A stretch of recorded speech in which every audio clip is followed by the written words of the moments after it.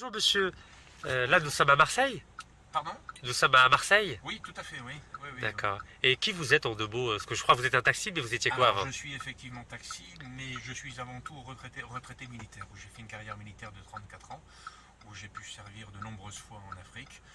Je suis arrivé ici en 2005, mais en tant que militaire. Ensuite, je suis parti en Afrique. Mais où ça en Afrique? Alors, l'Afrique, ma dernière mission, c'était en Côte d'Ivoire, où j'étais le responsable financier d'opération. Oui.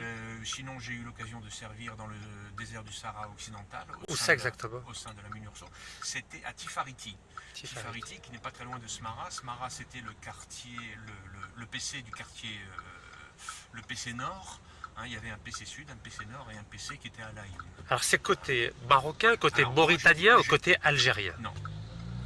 Non, il y avait deux côtés à cette époque-là, c'était en 1997. La Mauritanie s'était retirée parce qu'elle n'avait pas les moyens financiers suffisants pour pouvoir soutenir une guerre de longue haleine. Donc restait le Front Polisario soutenu par l'Algérie et les Marocains qui se battent pour cette bande de terrain qui a été, entre guillemets, abandonnée par les Espagnols. Donc les Marocains ont construit un mur de 2000 km de long qui va du sud-ouest de l'Algérie jusqu'en Mauritanie. Et c'était légal ça? Donc ça n'est pas reconnu de façon internationale. Non, pour l'instant ça n'est pas reconnu. Donc vous étiez dans la force de Donc MINURSO. j'étais côté Polisario en tant qu'onusien, en tant qu'observateur militaire. Mais est-ce que vous défendiez plutôt le Polisario ou le On Maroc? ne défendait personne, on était là pour observer. C'est-à-dire que le cessez-le-feu avait été signé entre le Front Polisario et les Marocains. En quelle année? Ça c'était en 1997, mais le cessez-le-feu avait été signé en 1994. Très bien. Et que disait ce cessez-le-feu? Pardon? Que disait ce cessez-le-feu? Qu'est-ce qu'il impliquait sur le terrain? Alors le cessez-le-feu porte bien son nom, c'était interdiction de s'instruire, interdiction de tirer, interdiction de déplacer des armes lourdes, interdiction de mouvement de troupes. Voilà. Et Donc, politiquement, quel était le gain politique et pour le Polisario et pour le Maroc? ce qui permettait de pouvoir organiser un référendum. Est-ce qu'il a été organisé? Ils ont essayé de l'organiser, donc ça c'était la partie civile de la mission. Moi j'étais là dans la partie militaire. C'est-à-dire? La partie civile je ne la connais pas très bien. Et la partie mais militaire? La partie militaire, on était là pour observer le cessez-le-feu. Vous étiez combien? Pardon? Vous étiez combien de personnes? Combien de soldats? Nous on était 20. On était tous officiers. Tous français? On était tous, non pas tous français, tous de nationalités différentes. D'accord. Donc on était tous à peu près du grade de capitaine ou commandant. Et votre grade à vous? Qui était désigné, moi j'étais capitaine. D'accord. J'étais le responsable logistique du team site. Donc vous avez côtoyé que les Sahraouis du Polisario ou les Sahraouis du côté marocain? Je sur n'ai place. côtoyé que les Sahraouis côté Polisario. Donc côté algérien? Enfin côté algérien, non, c'est pas côté algérien. Vous étiez sur la bande? Vous n'étiez pas Tindouf, on est d'accord? Ça n'est pas reconnu, c'est une bande neutre pour l'instant, si vous préférez. Ça n'appartient pas à l'Algérie. Donc vous étiez sur la bande qui est de l'autre côté du mur qu'a construit le Maroc. Voilà, tout à fait. Est-ce qu'il y a des habitations là-bas? Les habitations ont été détruites par la guerre. Nous personnellement, on avait affaire à des unités qui vivaient dans la montagne. Donc combien de gens vivent sur cette bande-là de l'autre côté du mur marocain? À peu près. Ce sont des nomades. Donc très peu. J'ai pas d'effectifs à pouvoir vous donner. D'une part, c'est en 1997. On est quand même en 2017. Moi, ce qui m'intéresse, en 97, combien il y avait de gens à peu près de l'autre côté du mur? Vous, par exemple, en 2 ans, vous en avez rencontré combien à peu près? Je sais pas, peut-être. Mais c'était à peu près, juste pour avoir une idée. On en a peut-être rencontré 500 des personnes. D'accord, très bien. Mais c'était relativement fermé. Après, on se déplaçait de temps en temps en Mauritanie. On partait en mission pendant 3 jours sur le terrain. Pourquoi la Mauritanie? Pourquoi en Mauritanie? En Mauritanie, c'était pour pouvoir, au cas où ça se passe mal, pour avoir un chemin de repli.